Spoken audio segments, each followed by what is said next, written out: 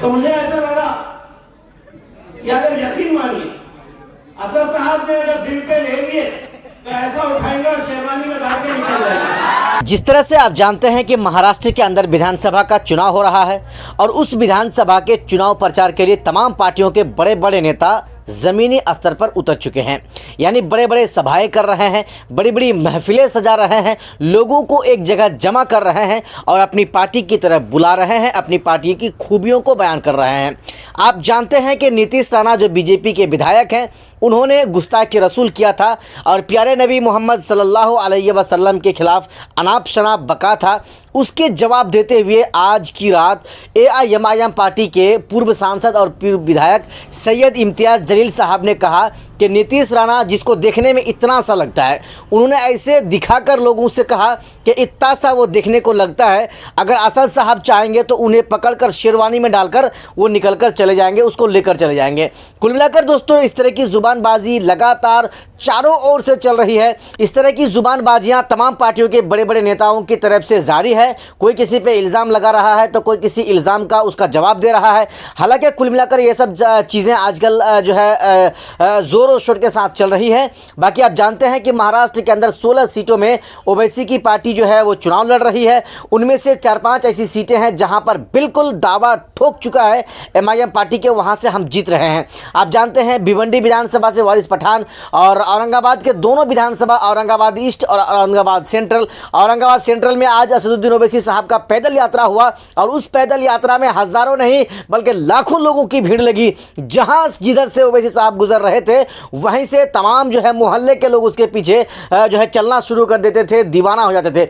बाकी दोस्तों आइए हम आपको पहले सुनाते हैं कि किस तरह से पूर्व सांसद इम्तियाज़ जलील साहब ने जो नीतीश राणा है जो बीजेपी के विधायक है उनके जवाब में क्या कुछ कहा है।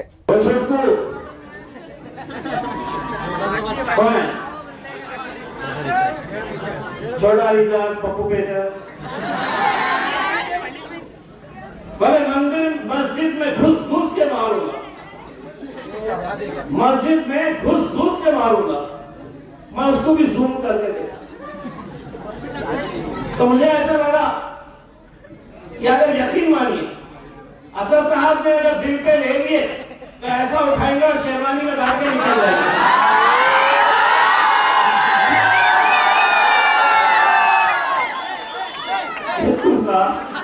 और बातें देखो कैसे।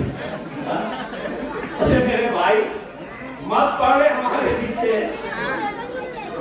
कोई और होंगे जो तेरी बातें सुन रहे होंगे।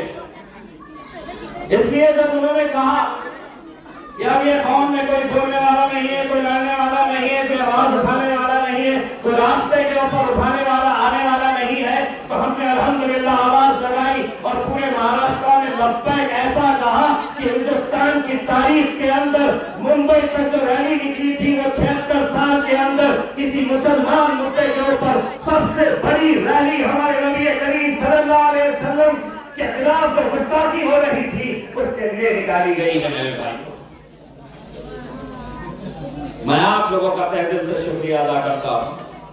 अपने नबी की, अपने रसूल की मोहब्बत के अंदर ऐसे ऐसे लोगों को मैंने देखा है जिन्होंने पैसा जमा किए, किसी ने एक गाड़ी लिए, गाड़ी के अंदर कोई मैटाडोर में आया, गाड़ियों के ऊपर बैठे हुए थे। लेकिन देखिए अगर अल्लाह की मदद होती है तो अल्लाह की मदद कैसे होती है। उस रैली को देखिए कि गाड़ियां खरीद हजारों की तादाद के अंदर गाड़ियां, अगर एक गाड़ी का भी एक्सीडेंट हो जाता, एक गाड़ी का पंचर हो जाता, एक गाड़ी का ब्रेक फेल हो जाता तो न जाने कितने गाड़ियां उसमें खराब हो जाती, एक्सीडेंट हो जाता, कितने लोगों की जान चले जाती। नौजवान लड़के 1 घंटा 2 घंटा नहीं 5-5 घंटे लगातार गाड़ियों के ऊपर बाहर लटके हुए थे। लेकिन सोचिए अल्लाह की मदद कैसी थी। ये पूरे मुंबई तक चले गए और किसी को भी खराश तक नहीं आई। क्या वजह थी? क्या वजह थी? वजह यही थी मेरे भाई कि अगर तुम्हारी नीयत साफ हो तो अल्लाह मदद कैसे करता है उस दिन हमने देखा है। हम नीयत साफ करके गए थे और एक पैगाम देने के लिए गए थे और एक पैगाम हमारा जो हम हुकूमत को देना चाह रहे थे वो संजय नगर, बाजीपुरा की आवाम, नौजवानों, बुजुर्गों, इन सब की तरफ से मैं दोबारा हुकूमत को कहना चाहता हूँ, ये इंदिरा नगर में, इंदिरा संजय नगर